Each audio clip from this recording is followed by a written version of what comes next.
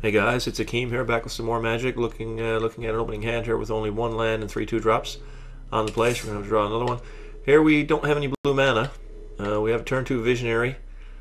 Should get to turn 3 and be able to play this, and then with a pair of Treasured Finds, maybe maybe be able to do something. I'd rather not go to 6 here. And with 2 Treasured Finds in my opener, which is normally pretty bad, hopefully I can get to this and just pluck something out of the graveyard. So we'll see.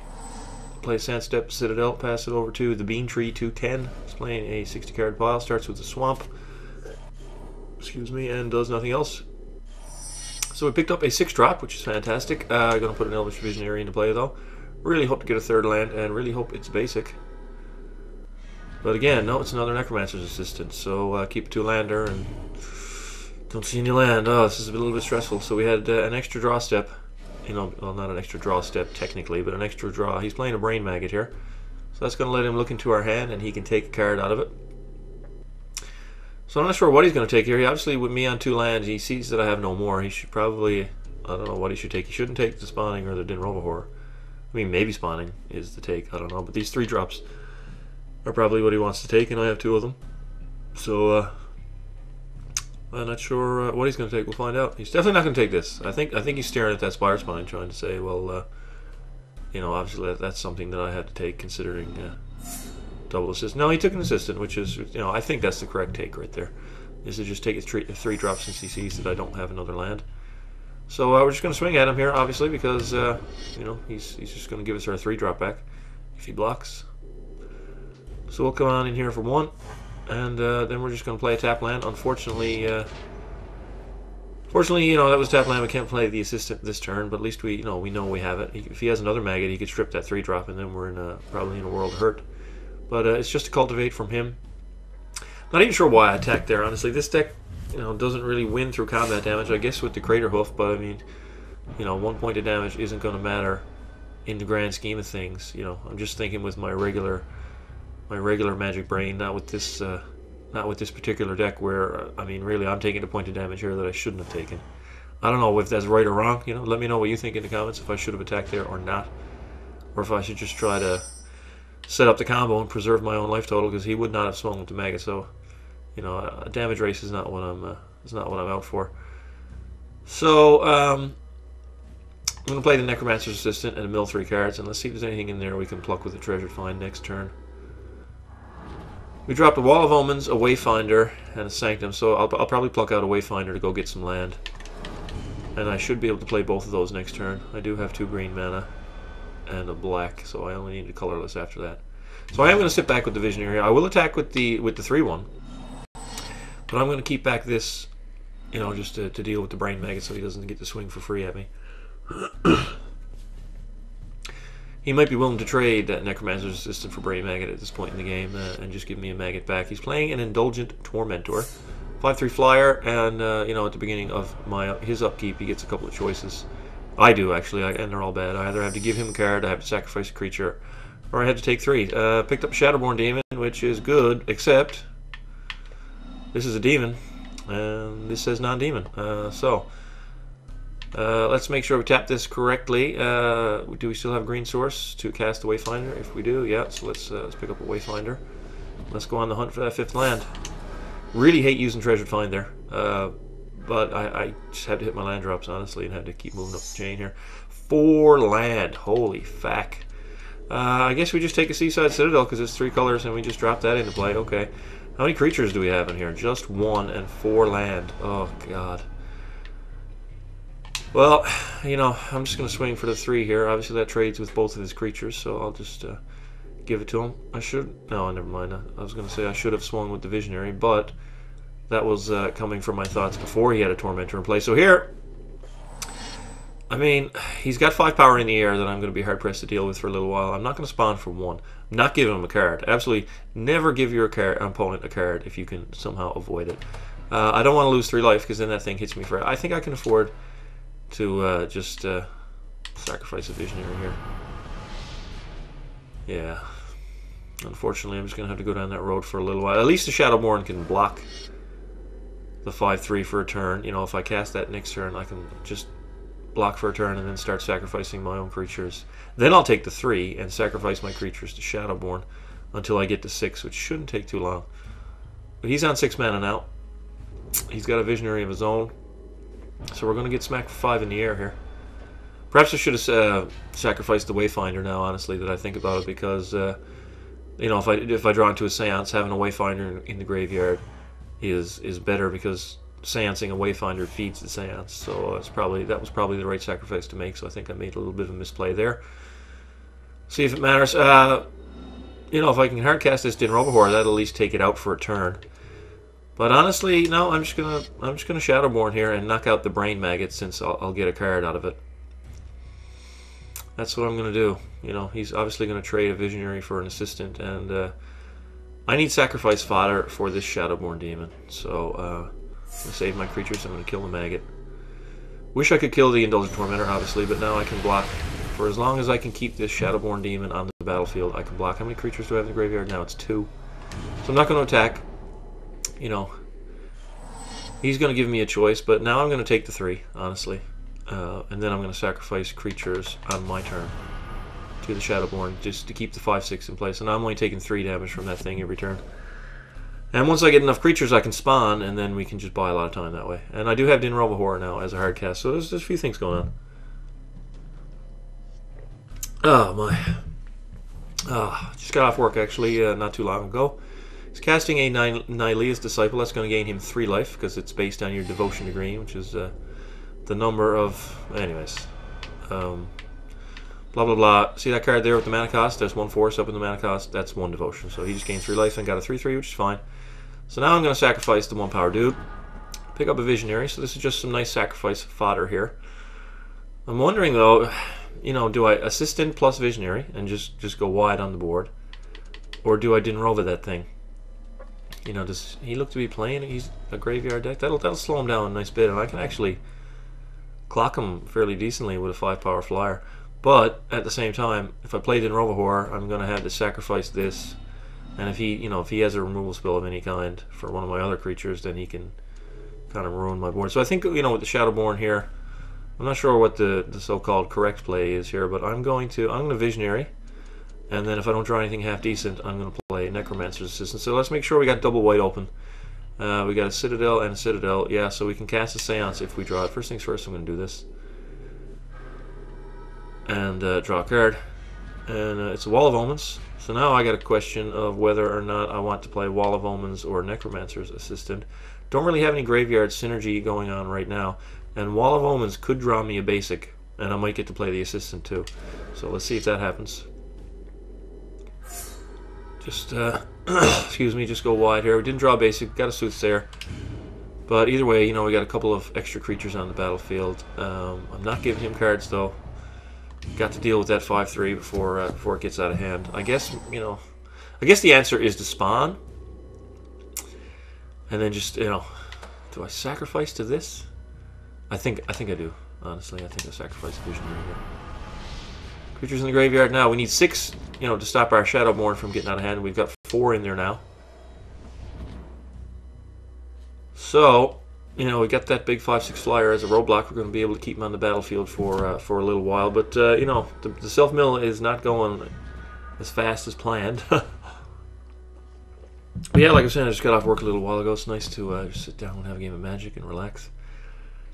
You know, in the earlier videos, you know, once I get down to about 20 cards or so left in the library, I think I gotta just do a little bit more thinking, because this deck is not, you know, something you can really play on autopilot like I have been doing. You know, you got to sequence your plays properly, spend your mana efficiently, exile the right cards from your graveyard. You know, it's a lot, you know, just to maximize the amount of self-mill and get your win condition online, and play around the outs that your opponent has. So I mean, I've really got to watch it. You know, but we'll see. See if I can get there this game. It's just definitely a strange brew over there, where we've got Nylea's Disciple and an Indulgent Tormentor in the same deck. Shadowborn is going to make me sacrifice. I'm going to sacrifice the Assistant. No, he'll actually deter an attack from Nylea's Disciple. So I'm going to sacrifice the wall. Now we've got 5, so I can get 5 spiders now if I spawn. I can hardcast a Soothsayer. I can Necromancer's Assistant. I can Din Rovahor that. I'm gonna Din Rovahor that Indulgent Tormentor. Just I'm on 11 life, so I'm gonna do this. And I'm just gonna put that back into his hand and make him discard. Just get that off the board for a turn. Make him spend another turn to cast it, and he'll miss a trigger on it. And that will keep the. I'll be able to sacrifice a dude now to Shadowborn Demon and maybe spawn for 6 and then just gum up the air. So we'll get our 7th land into play. I'm almost at the point now where I think 8 mana is the sweet spot for this deck. So once I get to 8, I'm going to try not to play any more lands in case I top deck a Hedron Crab. Because obviously, if we top deck he's playing Rescue from the Underworld. Let's see what's going on here.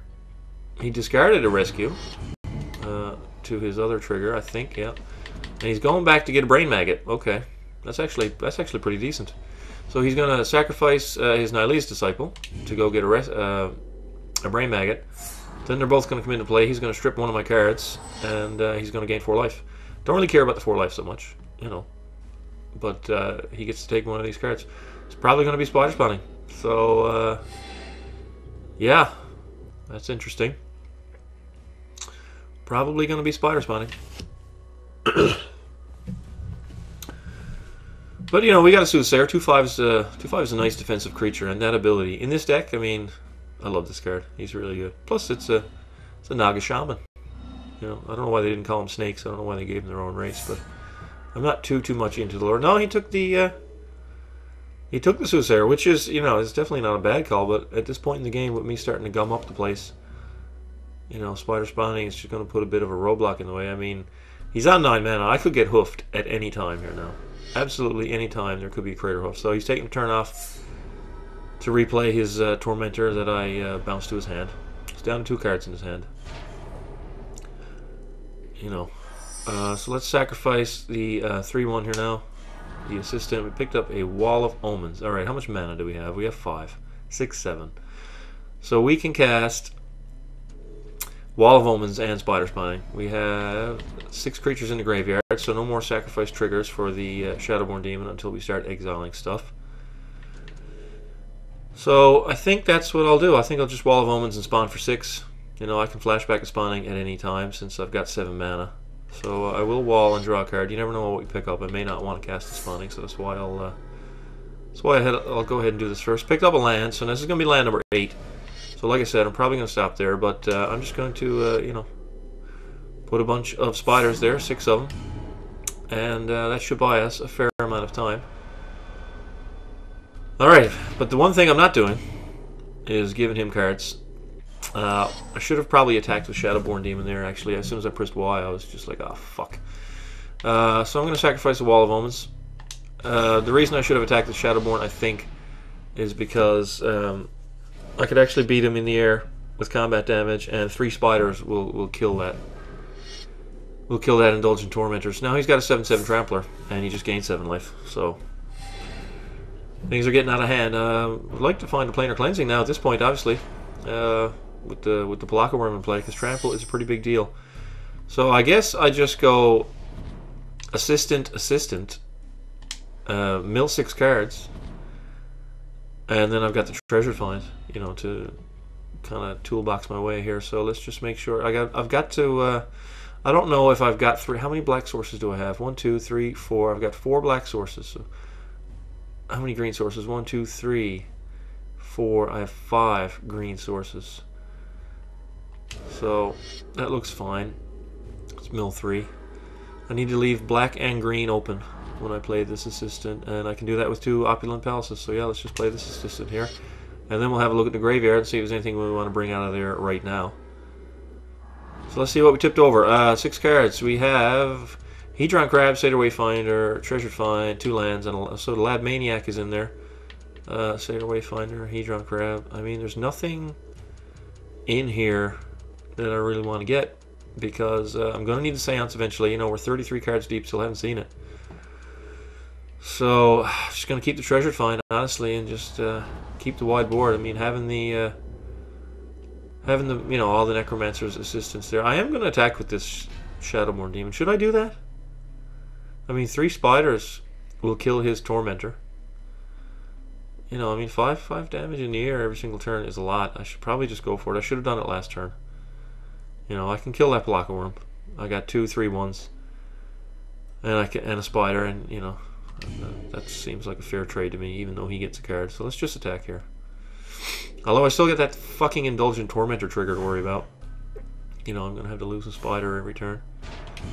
But you know, I can flash back to spawning and reload those. So Tormentor's gonna, you know, go ahead and shoot at us, but we're just gonna lose a spider and let's sacrifice a spider token. Alright, oh my, this game's pretty intense. I really need to get a Seance right now and just start blasting through the library. Assassinate, okay, well there's a reason not to attack with the Shadowborn Demon. It's not a very common card. You know, definitely not going to sit there and play around Assassinate. But it really fucking sucks. I'm not going to lie, it really fucking sucks. Yeah, because he was a big dude to have, you know, have on the battlefield. 5/6 flyer is no slouch. You know, really worried about the Crater Hoof now, honestly. That's the card that scares me the most here. So, he's got one card in his hand. If he's playing Assassinate and all these other Nylea's Disciple random cards, he could have a Titanic Growth. But I'm not able to kill him. So if he has Titanic Growth and I, you know, use 5 blockers, I just lose those 2 guys. So yeah, I'm just gonna stick with this. I'll lose 2 spiders, he'll lose a Tormentor. If he has a pump, I don't have enough spiders to fight it, so unless it's Gather Courage or something, I guess I could have. But anyways, those. Why did he do that? I think he did that because he must have a Rescue from the Underworld in his hand. So we'll see at the end of my turn. So Runescar Demon. Okay, this changes everything. Question is now, fuck, what do I tutor? What's underneath that Brain Maggot? A Soothsayer, I think, and then it's just Planar Cleansing. Honestly, I think Planar Cleansing is the answer. I think Planar Cleansing is where I want to be right now. Got a spawning in the graveyard. Planar Cleansing is going to put 3 more creatures in there. Yeah, I think Planar Cleansing is the tutor here. You know, as much as I'd love to go get a Seance, I think just nuking his board is the answer. Especially, do I hoof him? Jesus, I wish I could see my board. Do I hoof him? Do I just kill him? I think I just kill him. Fuck it, let's just kill him. I forgot the hoof was in here, you know, because I made that change after the fact. So we're just gonna sit back here, and you know, we've got 7 creatures in play. So yeah, just fucking hoof the bastard. That sounds fun. That sounds fun. I mean, as much as we want to press the A button to win the game every single time, I think we all understand how fun Crater Hoof Behemoth is to just smack somebody with. You know, I think we all know that. So I'm down with that. All right, so and there's the Seance. Yeah, right on time. Let's just hope the fucker. Come on, don't have a fog. If that one card is a fog, then you can all get in the comments section and just laugh at me. But for now, we're just gonna trample over this motherfucker like this. Yeah, motherfucker. Cast fog. Oh, I actually want him to. Just, you know, I actually want him to. Come on, dude. Fog me. He's gonna block. But he's looking at a lot of trample damage. I mean, that's an insane amount. I have 4, 5, 6, 7, 8 creatures, all above 10 power, except, no, the spiders are at 9. But, you know, we're looking at close to 100 trample damage here. I'm not going to do the math, because, honestly, the timer is too short for me to do that. Alright, yeah. Totally forgot Crater Hoof was in the deck, so I'm glad I saw Crater Hoof when I hit the tutor button. Oh, wow, he's watching damage effects. We get to watch the counter. He's down to -50. That's a nice number. But, yeah, I'm glad I saw the Crater Hoof there. I was just going to go get the Planar Cleansing, but, you know, forgot Crater Hoof was in the deck. Still had my mind on the old list that I brewed up to test in the first game.